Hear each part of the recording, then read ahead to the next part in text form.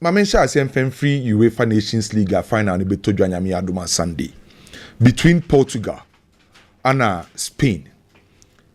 If it is a UEFA for introduce sa competition way a UEFA Nations League no. 7 years man ye. And sa 7 years no only 3 countries and etimi win sa UEFA Nations League no. Jodi can win ye no na Portugal. Second team and winning UEFA Nations League na France. And the third team Omaya friend is Spain. So UEFA for introduce sa competition way no. Only 3 countries and etimi win sa tournament we be. Between Spain and Portugal, one yami aduma echina obe wini no. Not say we wini sa competition way for the second time. Because 2 countries ni nyina no obi wini baako. Enti wa be wini nyame adom echina no ona say ye beka say UEFA Nations League no why most successful nation e was our competition we kwaku Portugal and Spain e was long history between these 2 countries eba politics a omo history kese e wo ho eba football mususu omo history kese e wo ho a date way back in 1921 a omo ball omo first official game. And as our rivalry in our history never between Spain and Portugal. By 2 countries we know almost na Spain dominated Portugal for nedodo. Because since 1921 no 40 times as Spain and Portugal no. Spain etime win 17. Portugal Managerial win 6 and the 17 biem abo draw. In terms of goals, Spain at the ball nkwa 77. And to Portugal team. And Portugal for also the goals 45 and to Spain at team. Even the last time in Pokra who said Portugal, Spain, that was 2010. I almost saw 4-0 na a friendly game. So from 2010, Portugal ain't mean Spain be. And historically, between these 2 nations, almost na Spain for no dominated Portugal for no. That's the reason why Oko Spain for a camper, omo didie say. Once a Portugal no be shi omo nko ade. Omo sa history no wo say. Omo sia Portugal bia na. Omo dominate Portugal enya good results. Enti ma Spain for no some certain level of confidence we say. Nyame adom echina ombe she Portugal win sa game we. By kwaku. Se o de no kra ka sempa. In terms of individual qualities, Spain for no entwe Portugal for musa. Men card your team. We individual quality. Say we player, we the player we say, or the player we say. In terms of quality, Spain for in Portugal for him sir. Because ye ka individual quality. O per country back or Europe. Eba individual quality. Omo enough talent. Omo quality. Ewo national team camper. Portugal eka hubi. Enti check your for momo goalkeeper. Diego Costa. One of the best Albania ewo Europe or Portugal national team camp. Omo Nelson Semedo, our the right side of defense. Omo inform Nuno Mendes, our the left side. Arguably one of the best left backs at this season. This season, our Europe and Riasi at large. So what you center pair wa? Ruben Diaz quality ho. Gonzalo Inacio individual quality ho. Check Portugal for midfield they say Chromo and the kind of materials and quality of Portugal midfield. A yet country or Bernardo Silva, or Vitinha, or Bruno Fernandes. Or Joao Neves. These are top midfielders are individual qualities. Now what's right? Se omu kosia Spain who expected se Portugal midfield no. Ebe show class. Na check your final third no. And in terms of individual qualities, who say compare Spain. Now who share a team a friend say Portugal. Obien will bet convince me say individual quality in Spain for no ebro Portugal for so because kweku sa oche Spain in pokra omu team na wo na. Unai Simon. Onye goalkeeper bet catch me say Obro Diego Costa so. Omechire hono, Dean House mono, bro Ruben Edias moso. In the midfield, Spain ewo obi to say Merino, or Zubimendi, or Pedrimo. These are top midfielders, are technical ability no also. But when they compare Portugal for now, Gab ne emunche. And in terms of individual materials, Metmakacho say Portugal will be, Spain will be. By the difference between Portugal and Spain, the Spain team no successful. omo winning matches omo ji Euros ni nan say Spain team na wo say no the flexibility in omo approach the flexibility in omo system and omo nyina ba together players need to me bo performing and omo to me get the best out of them and yes Spain for no players are omo dem bo no extraordinary. So what check Spain ne France in poker game na course na check it between these two countries. Who say though Oma qualified to the final stage, by now Omo modern bono and bro France for no so sa. At the time of France this Spain share you know. Now we check France modern bo, now check Spain modern bar. Now individual qualities they say France for obi. By the amount Spain Omo perform Omo come in no. The flexibility in Omo system and Omo approach. So flexibility no bring the best out of Omo players and making sure say Omo timi bo as a collective body, as a collective unit. No many results Omo pay by individual materials. Spain for nim Portugal for nim sa. So may expect Portugal for say nyame ya do mechina. Omo me a good performance ah. Omo so ebe show say Omo sa individual materials Omo ko share Spain ah. Omo nsuru. Kwaku yenye education kakra bi wa hase. Unse football na ye bon de bia betina hase a ye kira de kakra. Ye frɛ bi say phases of play e wo football mu. Ye ka phases of player e period a game na ekoso a characterized by in possession and out possession. Then transition between the two. It is a football ni ye bon na it is a merry go round. Ekwa na etwa ne ho e circle. Enti se unkrabo a ukrabo ulusuba u defend se ukrabo a u attack sa na football na koye enti se anye eya aye bi enti time bia no football ni twa ne ho eno na football ye ka ne say eye phases of play se over the Spanish national team a oma hoden pa in terms of the phases of play no eye so omukrabo na omu attack ene ye Spain for hoden enti se ukosia Spain national team na. And I'm say more technical players, or more players, or more ball skills, more through players, or mutimi crab ball, or mutimi pass very well, or more position, or mutimi receive ball, a control ball. No, say or more crab ball na, na edni. So bet me ajebo ne from unsem, and also a dominating Spain. And to Spain na one den kesia ba kopano, in possession. Say Spain for ni e crab ball. Oma one den ba ko esa toso no. And I'm say Spain for no players are, or mutimi breaking lines. Omutimi ma supplies, omutimi distributing, omutimi creating into no. Eya omu winning ball says here, eya omu transition no. Eya na eya quick because omu runners. Nico Williams eya runner, Lamine Yamal eya runner. And to say omu winning ball na sa attacking transition no. Omu ya strong. So any national team bia wakwa face Spain bia no. Spain na ho din ye bienu. Eya in possession and eya transition to attack and eya Spain for ho din. So Portugal for no mo kwa share Spain no. The first thing I will say, anytime be a Spain a crabo piano, a na Spain 4%, Pedro Porro, and a Kukureya no mere right back and left back respectively. No, time piano or more acting as flying fullbacks. Football, yaka flying fullbacker, a fullbacker or patrol wing so or konenim no asaba nechi enti intenten no otimiko otimiba, omni can say omi a flying fullback. Pedro Porro and a Kukureya that type.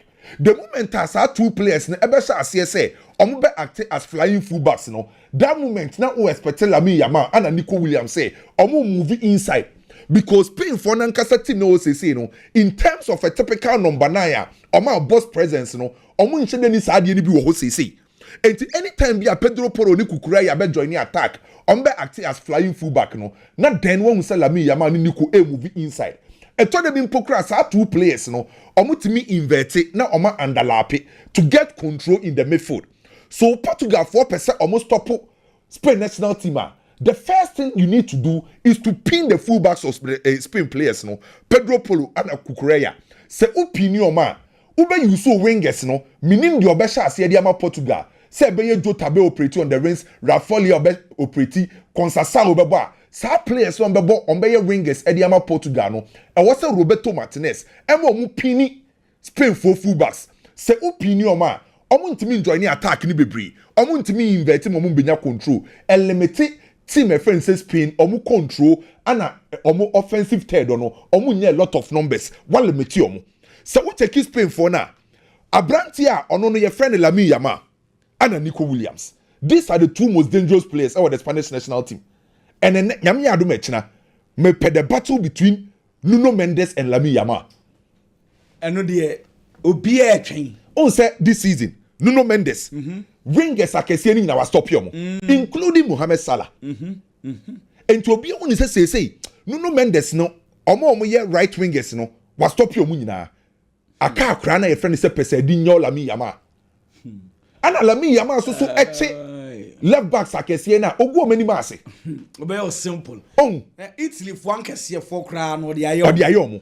But a very interesting battle. No, Nuno Mendes, Lami Yamal. Why they be winning battle? Why they be winning battle? No. Come out say Portugal for wingers and omu pinion fence Pedro Porra. Who leave Lami Yamal 1v1 versus Nuno Mendes without helper.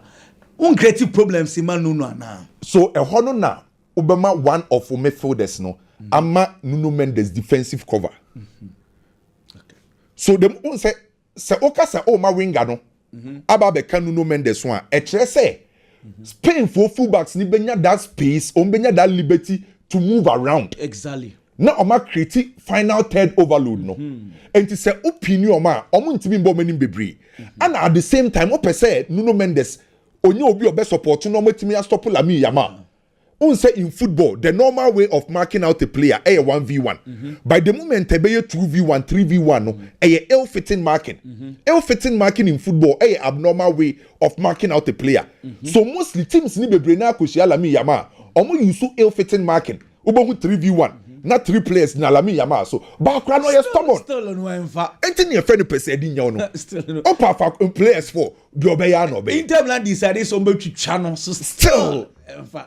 Enti sa oni Nuno Mendes battle no nyame adum echina ye pashe and a big games akwa we otimibo or per big games ana Nuno Mendes nso big games otimibo Nuno Mendes big games ni nyina no wache wingers na shombotom ana Lami Yamal big games ni nyina so no wagu defenders n'anim ase but we dey ebeye de pa and Mendes another so ye Dembele why ye nkofo and another battle aye the midfield. I have seen was a Portugal for Sunya Kukodro, Merino, Zubimendi Nebebo, Pedrimo. Say Gavi Beshas, you mean your Beshas. You need say Fabian Ruiz be available there. Fabian Ruiz to subit Mashas here. One say Spain for midfielders, no. Dear Bomo Pano, dear Momunya balance, no. Omutimi interchange position. Very well. So we interchange position born on Bebo and one on Bebo. Any kind of dynamic balance in the midfield.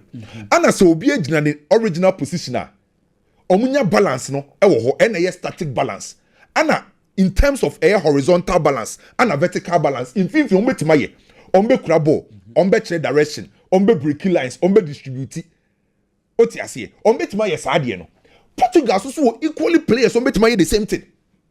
So the old Spain for midfield no omutimi individual omutimi rotate positions no still now obesa no na no me say Pedri Only became Mourinho, no almost we say 8 and 10. Yeah. 8 and 10 at any point in time. Still on UEFA. Still never.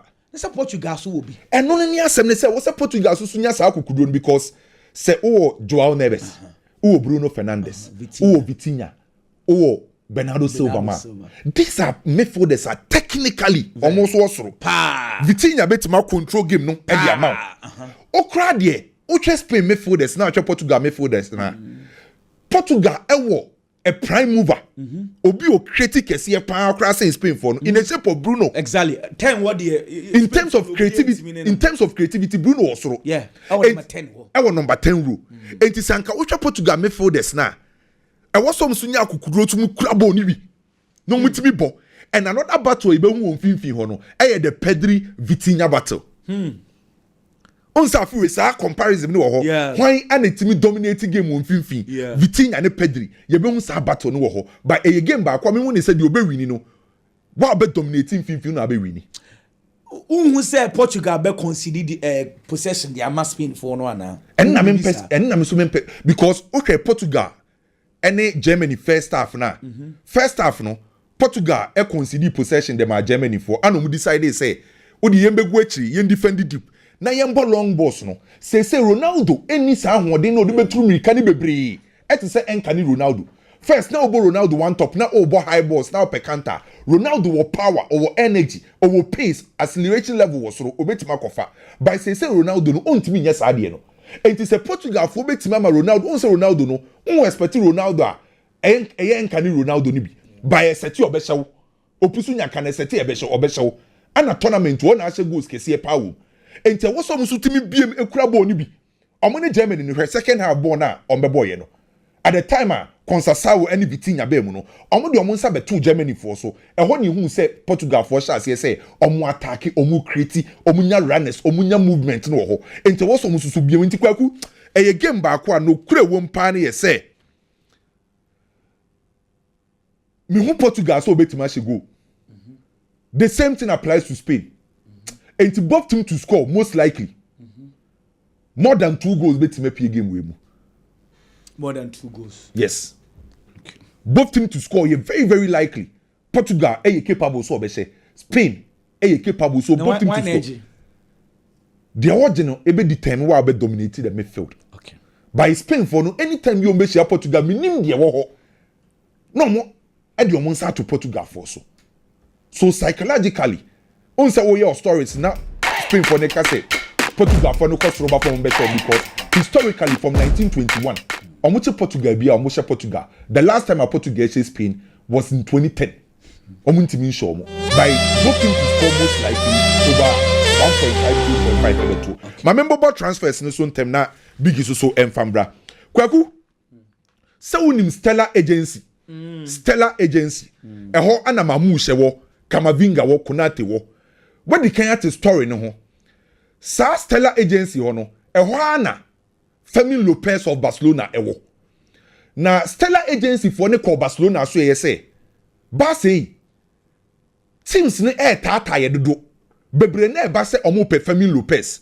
Inter for the omo diaba. AC for the omo diaba. Bayern for the omo diaba. Teams ne tata ye nse omo pe Fermin Lopez. Na latest abeka ho ne ye Chelsea bo boku no. Chelsea for no so say omo pe Fermin Lopez o. Na sa komodidie ne koswa no. Onim say super agent Pini Zahavi ehase. So Chelsea for contact Pini Zahavi.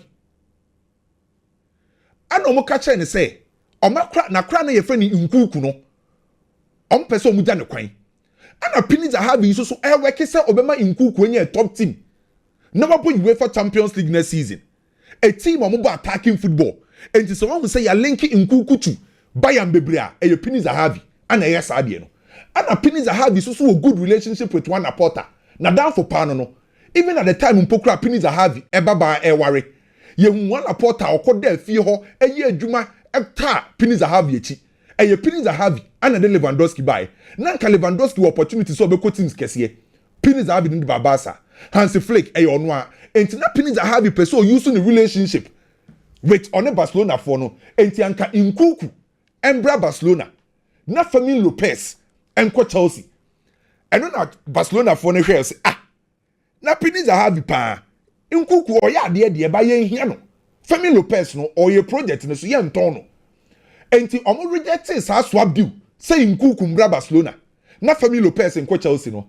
Ana Chelsea ka say omo mpe Nkuku dia. Na iska na omo pa. Onim say kwaku Chelsea sa offer 75 million euros. No meti sansam na chima dwen so pass. After Barcelona rejecting Nkuku no, Nkuku Fermin Lopez swap no. Ana Chelsea say mo mpe Nkuku na mo peska.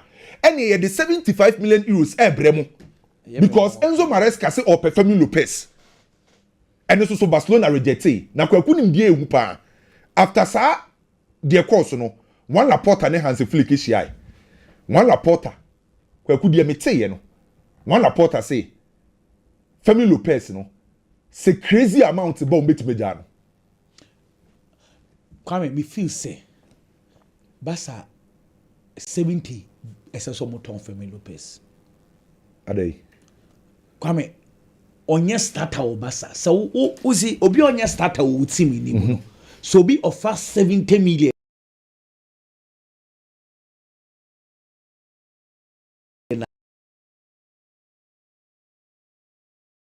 Say Dango na just opposition aboso. But the last time Hansi Flick say we Lamine mo ni Rafi obi in opposition oh. Any day or kanokwa. But because coming obi onye starter na obi the 70 million aba. You take it. They are equally good guys. Say Barcelona and Kwada and Mombeti me promote to Omaba. Me he's a good player, but swap no Debbie. They will swap it there. 75 million euros in swap Debbie. But one Laporta say crazy amount be bar. Crazy ni a day. 70 crazy. Maybe say opebe 100 million euros about. Enti kwakudi eba no.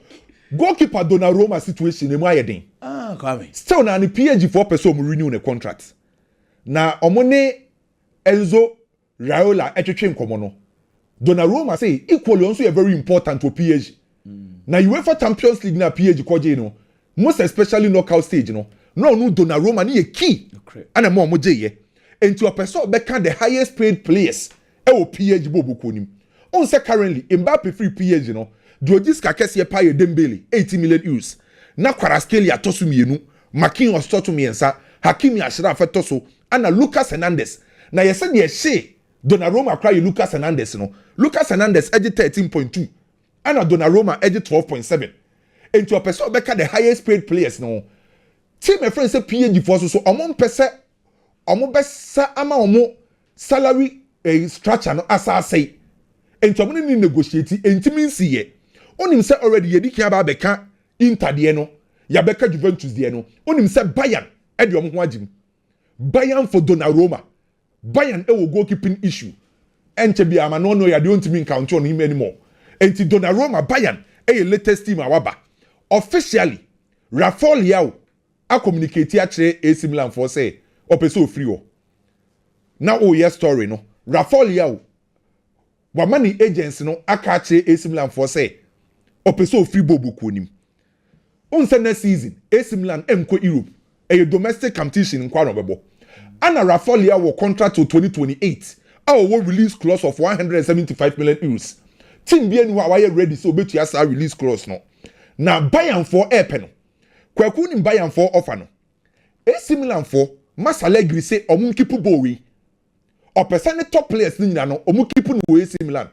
Because omu keep omu top players na enebema ometimi qualify ba next season. And I said the following season be. Now, AC for someone say Accra we were stone. Rafael Leao no. Waka so obeko no ma na nkwa na ma netina obe hadwen. Ento ma catch Bayern for say Bayern for a guarantee fee of 70 million euros. Pay kin kan enye installment. Enye si etue bi ejabi. Some the 70 million euros ni nyina ba on betima ma Rafael Leao akọ. Na Bayern for decide say 70 ni de omunya. Na nkomo di 50 na kwaku 50 no amede beko no 3 players AC Milan ni baako enti Bayern decide say omo di 50 million euros Kingsley Coman Kim omo center back no Kim Injai ana Leon Goretzka enti 50 million ana 3 players no AC enyi baako Kwame Mpacho then of course we AC Milan side because Setijani Rendes who turned 70 million euros and then now budget 70 for Rafael Leao.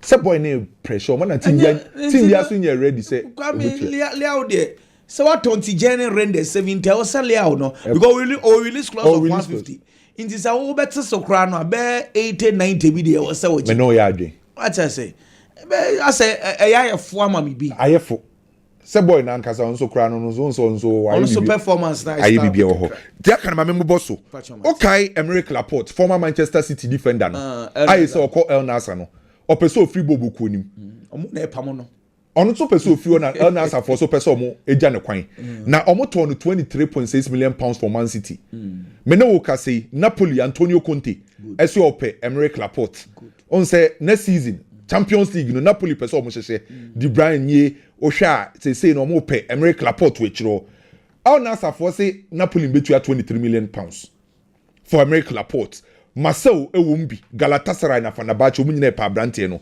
Monaco for right back bi oye Ivory Coast ni your friend Winfred Zingo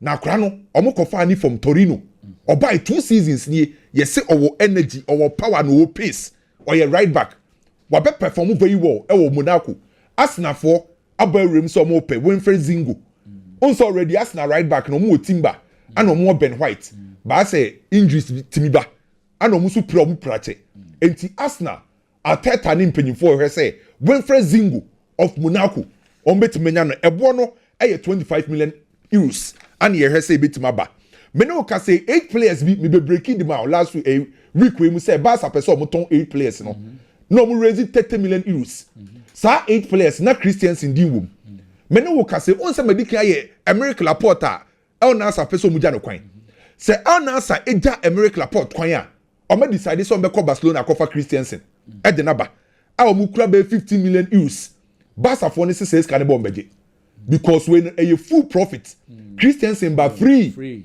and to say answer the 50 million euros ever for Christiansen on beje and it's a period no ban that season so Barca for free power it's that time Chris Frank say na free Hector Bellerin na free Marcos Alonso na free and Christiansen free and to Barca say answer for the 50 million euros ne ba on beje no maton John Stones a city center back afi we ankoyi Ruben Dias ohwe players ahodo Nathan Akeni Akanji a eno ana Man City yes on bepe center back omo ko Barcelona yes omo ko pepa ukubasi Barca for abom return me no ka say wa wuti Manchester City for Bastoni from Inter Milan oni de emre bi o se Pep crack then akasa o fili no Bastoni the ball so no oye ball playing center back yes Inter is say no Man City for Bastoni eno so etimi aba me no ka say Fenerbahce for management e wo England na management no empanyimfo mienu na abepie mo England Hamdi Akin ana Mario dos Santos almost sporting director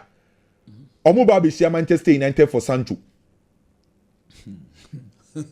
Fenerbahce empanyimfo abepie mo England say sie empanyimfo mienu Mario dos Santos a ono sporting director ana Hamdi Akin or vice president de Fenerbahce am say Jose no onye na adwen so beje league no ti na Galatasaray players o muto yi o pe player ne Galatasaray compete a Sancho enti ese mpanyimfo na bepiem on be negotiate for Sancho for Fenerbahce said the other two dwane Liverpool ne Florian Wirtz de no say the third offer no de keka kono Liverpool simfo abesom se bibia to toma next week Florian Wirtz ba kwa medical de ma Liverpool kwame o munso mu ana oh package also pay 150 now so the 130 aba onso on say it's kind of no okika bibia ne bonuses ni boma na the back euros say 150 million euros no Liverpool tied bid na drew 150 million euros by the end Liverpool sin for ne penny guarantee fee no mo pay 150 by the Liverpool for the akika hu ni nyina na man here 150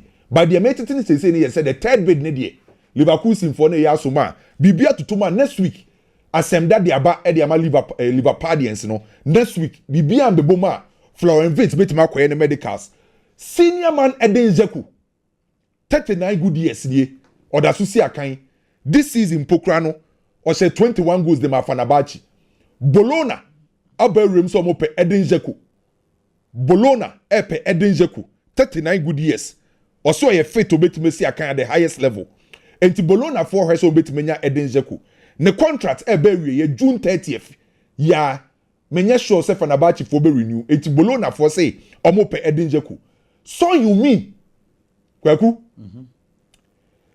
was still loyal to Spurs in penny for say omo nsi ne kwan so ka so obekwa Saudi for no any CAA base limited e din komo for so you mean na Kwaku dia meti na no penny ye say Inter Milan ni AC Milan ni so approach Son Heung-min no Inter any AC omo nyina approach Son Heung-min say Spurs no say ontimi embo biema ombra Italy no mbesi akan ewo ho Liverpool simfo aka kire Inter Milan for AC Milan for say Granit Xhaka 50 million euros AC Milan asa approach Granit Xhaka na nim say AC Milan enkokrafo team no mpese omote dia by Mas Allegri or see your experienced players ewo AC Milan anoma approach Leverkusen made for the Granit Xhaka after so free Arsenal call Leverkusen no wa perform very well enti AC Milan for so mo peno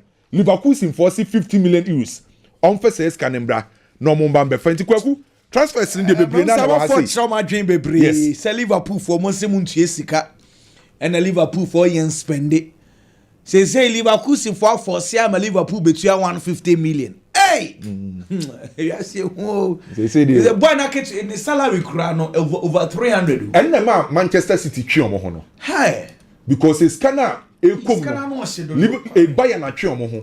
Man City an pa atwe omo ho by Liverpool for say we die killer betua 150. Say first na Liverpool for say killer betua. 130 and third bid na yes, third bid na be which is close to 150 million. 150 plus wages over 300,000. Ansa na ne papa beje ne dansha miao. Ne ma me beje ne dansha miao. Aha. Liverpool for big. Yeah, we dey killer betua. Killer betua. Gogu you see our football business, you know. So you look at the kind of quality a player Nikita. Now, wash your team new project our person here. No what be saying was a quality now player Nikita na bebo na. Say bebo you cough out the money now they are for player na because football market you know. I say ya na say ye ne a check. And a name as say players be one man looking at the kind of ball or more money or more value, you know. They put some sort of sikabi on them. I never was to be breeded, but that is football for you, and things are changing. Kwaku, UEFA Nations League, you know, Spain and Portugal Bobokoni in the finals. Me share name me no be penny me movie on. So your coach, tell Roberto Martinez. Now said there's a lot of pressure on you. Now Kwaku see Spain national team. You don't start the game like you started against Germany. Debbie. I have one mistake in this coach Roberto Martinez here. I am saying this because there is a lot of pressure on the coach. A lot of pressure. Oh, papa, no so. Omufi you say heroes no more than one conquer. And no ya pardon. Say ya pardon at least. UEFA Nations League nim dey say oye bibia bro adwen ntiase so. Na yenya sa gidie no wo mu say obetimi aboa yen e de yakobo sha asase ne so. The game against Germany he didn't start well. But the German team nankasa so performance akwa ye bibia wo. Because so our quality midfielders wo team ni mu. Now our right back some ye good wo ho no ma. Kwaku minim die ntiase say the midfielder will prove beyond reasonable doubt in the just ended season. So you're one of the best midfielders ever about the right back position. The game against Germany, or starting player friend said Joao Neves as a right back. Minim agreeing to a man taking that particular decision. But in football, there are certain players you more makeshift role, and there are certain players come command a makeshift role because in the position now, Obono, so you're the best. He's one of the best. How many Ginas are in the position now performing better than Mao? Oh, Nelson Semedo. Oh, Diago Dallo. And so. Vitinha Joao Neves partnership. This season. One of the best in Europe, if not the best. And Kwadana Baba Benyanti ase mumi enuntemua from Paris Saint-Germain. Why you fortunate say when your coach what build these two players and so the amount. Bruno Fernandes ni team boy Manchester United in Poniaman Konkan no. Kwaku ye season no Premier League ni mu. He was one of the best midfielders. Manchester United team he was the best player. In Europa League no boy no. He was one of the best players Europa League ni mu. Now you no and so Gina Mranti and no Portugal team is set, team is done. No matter the kind of midfield, Spain de Baba Bishao, Una Mranti and Sawi won't film on the day and never be conquer the amount. But against Germany or the Joao Neves cock about the right back and or Benchy Vitinha.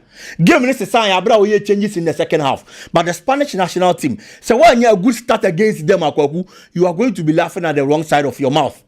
And the idea about coach Roberto Martinez editing the team going into this final. But I still believe that Lamine Yamal mobile I am so mobile this season.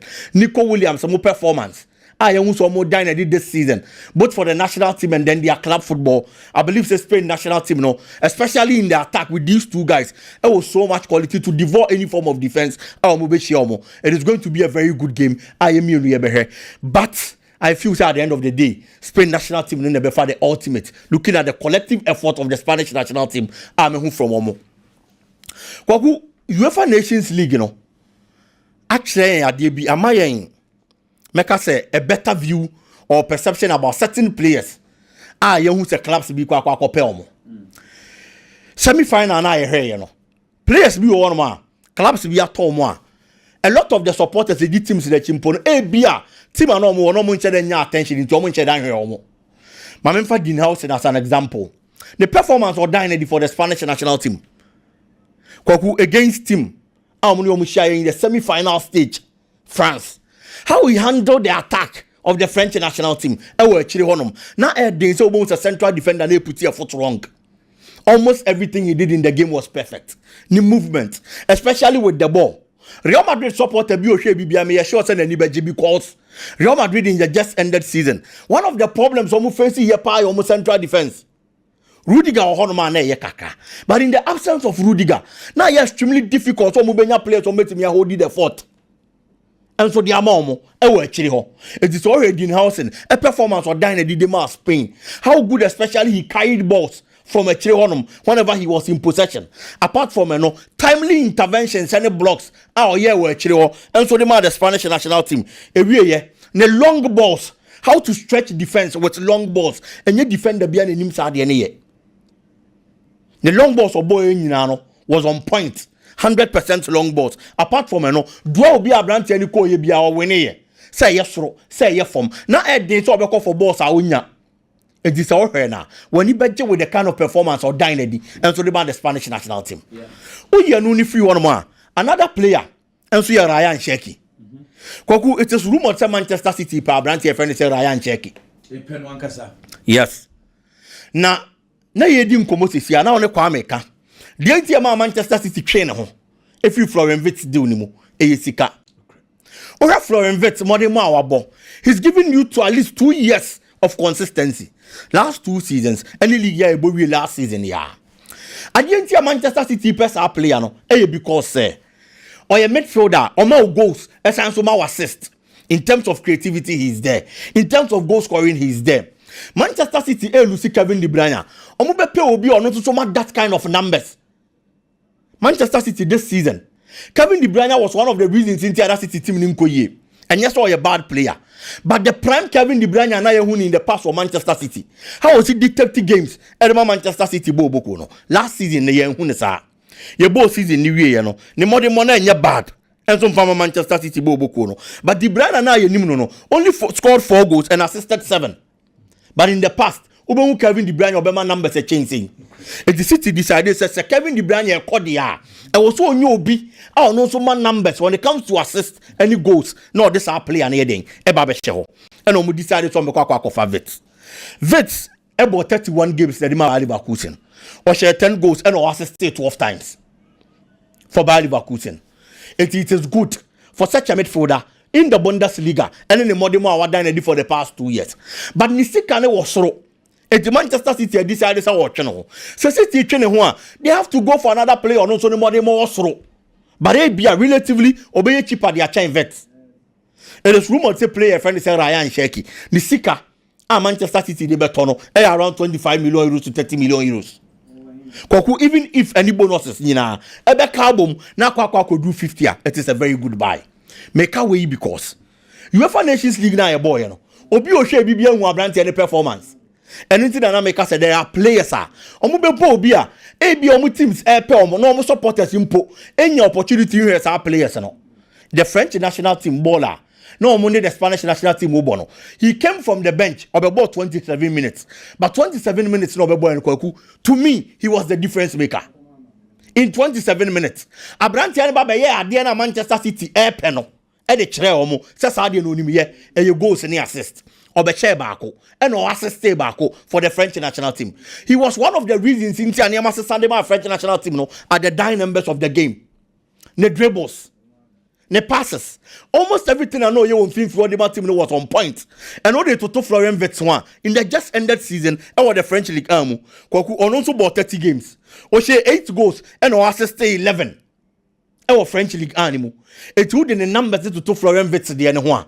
Why not Florian Wirtz? Now Kokonya Brantia, your friend Ryan Cherki. It is a very good deal for team my friend Manchester City. And I believe it's a quality now Brantia in the chair this season. And I say in the just ended season. Any performance our dynasty, UEFA Nations League, you know. Clearly, Brantia actually say he's a quality player. Near Manchester City here. From a midfielder, Obabe replacing Kevin De Bruyne. And you goals any assist, no? In just 27 minutes for the French national team. The debut game at the France, no? Obabe chere or park so. And Manchester City in them, no more first can conquer far branch, no? Because the numbers he gave last season, and as a season here, it was better than every Manchester City midfielder in the English Premier League. Only one ball, but questions and I'm for raising about any attitude. So attitude problem. Then the star now quite say Benafa. Yeah. Talent. Talent. The obeying him so talent. But yes. Attitude would be. I don't know as I'm for raising issues. Kakra but Sikani were form. But talents, any attitude, the city for looks like probably the open. Yeah. You know. Affect city ana. Adia ba ko ne say ho.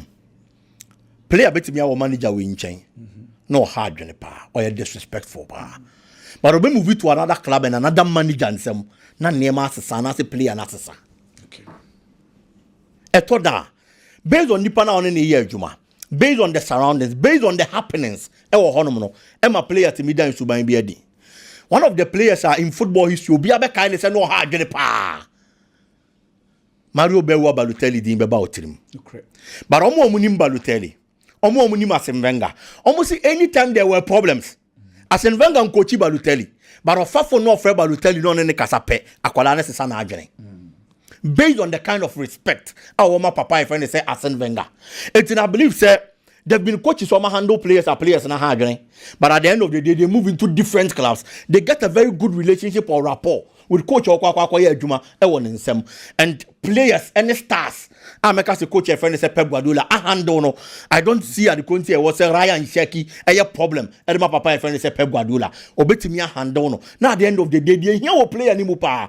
The quality or the park and so no. Where you saw the no and you fast forward the film. And I think it is going to be a very good buy for Manchester City. Bobo Kono to Kwaku. Rafael Leao. Finally. When you inform me AC Milan and Penny for say obepeso obe free team nim na we obi a odi football echi na onim Rafael Leao menya sure say we be on wanwa enyo wanwa because nipa bia si so na obobra obi a obabi opeso odi na bra bokokoju ene de opeso oye wa brabom it based on the nipa peso oye within the next 1 year, within the next 2 years, next 3 years. Now I decided say no be taking decisions. I didn't be bang say dey no person oye wa brabom next 2 and after 3 years no. Adia ba ko aye dey football mu pa. Ani say okwa PA manager oye ready so no be adwuma nsem. Player friend say Rafael Leao. The new manager who has taken over AC Milan in the shape of Massimiliano Allegri. Any player na pa e we talent Serie A animal. On performance a what dinedy e dey ama AC Milan bobo no enti manager ne step here foot in the club no on him penny for akaso so mo fa kwan bia so mo keep your branch friend say Rafael Leao because he feels he has the quality a obetimi dey abo no enti nke be de some manager owe a lot of trust e wo mu owo gidie bebre wo mu enka obetena kwaku na onimie nu aye adwuma bom na mfa so abade ama AC Milan bobo no but Rafael Leao as a player for the past 3 seasons, another season of stepping a foot with AC Milan. Sign on the performance in this city. Last 2 seasons, AC Milan. Abrantiano about 35 games, and share 15 goals. Edema AC no 68 times. League anymore. The performance has been the good performance from a winger and as a forward line player. In 2024 league, I boy about 33 games, and share 9 goals, assist 9. Another consistent performance. In the just ended season, about 34, Oshe 8, and or 68. It's at least for the past 3 seasons there. Anytime I ever season be Italian Serie A animal, amount double figure goal contribution. Or can he go in assist Bumwa? Until he's a top performer. But Robert person can go see Ocean. There are certain trophies and conons by Geneva Buaman in Motimia do. Yes, yes, I bought Rafael Leao as one of the best forward line players ever football mono. Kwaku enye. But me no me onubaji atom. Say why I expect say Abrante and the ball be do no ntimi nduru ye. It is not only done by the player. Team a wom ka ho. Manager on ne be ye adwuma nso to ka ho. There are certain managers or bring out the best in you. João Neves. Vitinha. Today, your best midfielders will we are say your bom din because some akwa kopie coach bi na ase a. Coach na refining players na man ya ma asesa dia momo. Rafael Leao only these players and we the Portuguese national team. I am sure so much our camper and Emrantia near treble winners. They've won the Champions League. Respect I more camp crampo be different. The level they have gotten almost status our football mu be different. So Rafael Leao as a player tnase. No rest anema we nyina because you tell Rafael Leao din. Na yan TV Vitinha mu din. Ni anti Jao never simudin. But to the Oma Baba Champions League winners are any certain status the level of football more. May assure Sa Quadan and Sobepeso be movie. Now at least Obeko into a club or Sha project na air cosono and never do the level of Peso Drew. Uji and only free one more. AC Milan air build project, yes, but time ben never swaba. Even look at the players at AC Milan, yet almost in time. Or for Luka Modric, you and why no Quaquapeno, or Copa Granit Chaka. Is this a project I wait to me now to slow womb? So within the next 2-3 years, and after 5 years, also by a Champions League winner. Now your back as if only deal with football Maya Bodiana. To me, it is a no. And if you say these are some of the reasons in here. Rafael Leao Bepeso be moving on because he feels on that platform in a bigger club than AC Milan. AC Milan is a very big club, no doubt about it. But in recent times, quite more fast why money mano and befitting the status they built in the past. Now, Biggie, Rafael Leao on see Joao Felix Kwani Subiana. Koku me hunesa. Yes, I feel say AC Milan team nankasa. In recent times, the near man said down conkind from Mamo and a kahuna affected player. No. But even with that, unknown individually, the numbers as a forward line player, Oma, and Nanameka say in the just ended season, matches or boy in the 34 games, Oshe 8 goals, 68. And you're bad. And from a forward line player, on your number 9 and answer on your striker. If he's playing his part, he needs a team or not so then the end back home. Nebe peja because numbers we are one make kwaku ebinuma ma numbers are andrew ne de no other clubs mu but are very relevant because of collective achievement with a team ni nyina and on abranti ne tena se no odwene ho a obefi say he has to move on because baby our teno why de say oye bia de amabo boko no at least onye hwe kra no waje Italian Serie A waje Coppa Italia waje Super Coppa Italiana and so ewo ho he has to move on for another opportunity I bet him elevating a career and he's not growing any younger 25 years it's many branch and if he decides to move on at this state Kwaku a few managers and it's many omo players any problem na omo solve a problem no abra on my pamu player no and as a player in free team nim na afi omo ye adwuma enya the kind of success omo hwehwe this season sad any BSc enti yen kai kra no nke betimi afa bibi de afrim at least you Osman Dembele and the coach Luis Enrique of Paris Saint-Germain there were problems between these two papa no decided say o my empa mo brante no obe solve problem no obe patch those holes I wo team nim no why ye player ne ho adwuma omo yes ade no to keep peace pipe no and yema konkama Paris Saint-Germain boboko na today with peace and collaboration omo achieve the Paris Saint-Germain boboko ni see so na achieve that is number 1 number 2 omo achieve ade there is no club in France etimi achieve that by winning the treble and so of France mind him because omo na buy first team of France omo timi a win a continental treble because of peace and it's almost settle omo differences e with team nimo Meka di ababa be see a goalkeeper, your friend Andre ter Stegen, and in the coach. Barcelona, Hansi Flick so. Hansi Flick says here, any player and gonna say goalkeeper and there are issues because of few since a goalkeeper and free injury by no. Goalkeeper ni subaya or dine a dinner sasa. One of the reasons in Tia Kwako Fasa and Komo in Abani say, you see the game against Inter Milan. Goalkeeper no walk straight to the coach, catch a coach and say, only tested him free no more no name conquer go post him. And coming who a player who free injury aba.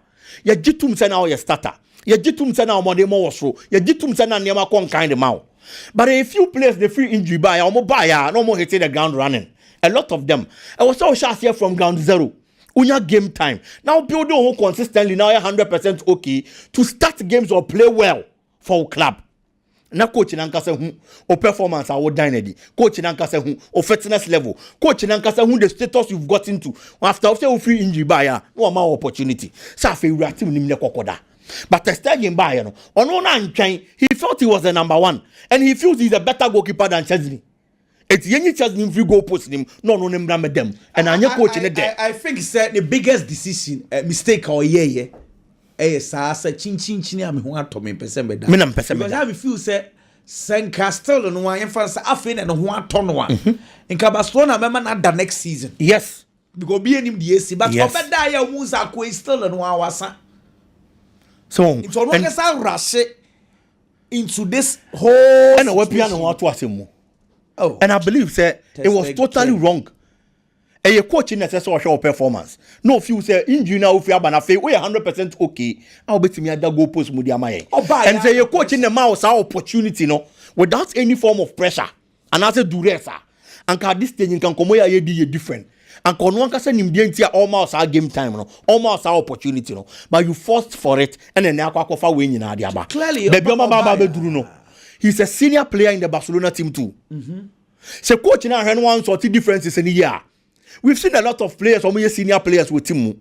No matter na team, nimna Kwakofa problems, and the other players in the coaches no. Eti baby oma baba beduru no. Omo make sure say opese player na tena asem na aba eni ti na me Osman Dembele de example oni player na tena se oni goalkeeper na tena se no omo ni nkomo na nkomo no omo bedie no omo arrive at a conclusion no omo settle omo differences no omo nya adwuma but enya sa na se coach ni feel say ontimi nsie oni player na ntemu a mo mfa sa ntokwa we nto aso nkonko wura the next season mo because at least kwaku goalkeeper na ye ka ne ho asem no de se o ye ma Barcelona bia wa ye wie. He's won the Champions League for Barcelona. Waje La Liga 6 times. Waje Copa del Rey 6 times. And the test again as a goalkeeper. There is nothing to prove again now Barcelona bobo konim. And this empanyfoni feel say, I'm going to settle the differences between the two. No beba betena, e be problem dia ma Barcelona. So I'm going to settle they are fine. I'm going to settle no to also. But I'm going to the goalkeeper should find his way out because at the end of the day there is nothing again to achieve or fight for. Barcelona bobo konim kwaku.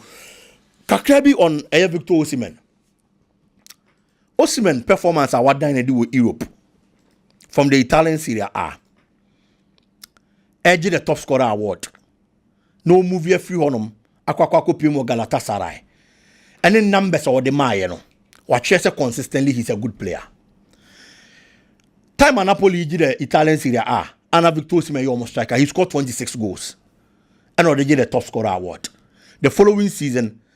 Or share 15 goals and the man he still gave a double figure. It's clearly consistency here, Juma. Okopiem Galatasaray. Around 30 matches and a brand and boy. Or boss our matches, no. Or share a year 26 goals. Our Turkish league anymore. It's in consistently. We're proving beyond reasonable doubt. Say he's a typical goal poacher, opportunity be open goals, no. Now you do one few say, Anka alternate Europe. No one born a football honor never my brand and irrelevant. But what he has got into clearly or catch say we'll move it to Saudi Arabia there. Then there's nothing to fight for again in football. A lot of these African footballers. Baby one person the ball go duru nukwaku and it's over to me the African best. Victor Osimhen achieve it because the players the performance and heading say you be di ballon d'or home common boy players in the bam Africa. It is a African best player na opera. What me achieve is hard no already. So the stage he has gotten to clearly, Abrantiani Kishiska, 40 million euros a year at this stage of his career. May assure say no one Abrantiani be there. Uya no ni free one man. Striker only ne kwa compete with Al Hilal. And you possible say Mitrovic bet me free. So when free one pono what now, I don't see Mitrovic as a better striker than Victor Osimhen. In the just ended season was Saudi Pro League, you know. Mitrovic has 19 goals. It will league anymore. And the Dema Hilal Bobo. In their competition. A year Champions League nimu or share 6 goals and edema homo. Victor Osimhen for Galatasaray in the Europa League about 7 matches, such as 6 goals. And clearly he's proven beyond reasonable doubt. So Okona Mitrovic or no competing poor. He's a good player. Oh, bet me are competing well. But if he makes this move, it is motivated by nothing but Sika. And at this stage, they also achieve you African or and Victor Osimhen and 18-year-old on your 20 on your 21. The football in quite anymore. Galatasaray for Nature, Omweja brutal. Almost say si form we betray omo. Galatasaray end tam sika 15 million afe or say player back. Omo go as far so meet chase as Canada amount. Intika onje and now say Victor. Or almost say si form. Galatasaray in common. So which number be Galatasaray jinana? Only Galatasaray for be agony. But Ujina baby Osimhen so Sujina Unu Osimhen so by agony. Obia wo case. Osimhen the man ye Galatasaray for ni jani ye say. At a point now moment opportunity no. Na ya yes I had the Osimhen be team crampo. E wo Europe. And on man that opportunity in the platform. And they feel say Alisa Jide na enya wo mu no. And can repay us by staying with us. And I want to dust room could be the amount because what be boy Juma Pau. So about 30 league matches. Now we share 26 goals.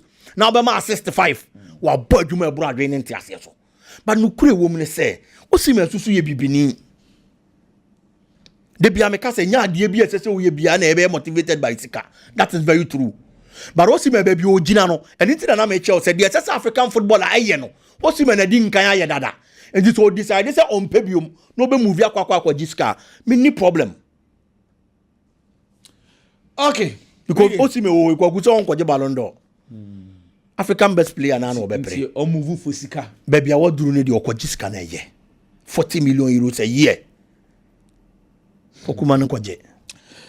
Yankwa sika de nye sika kwabra ne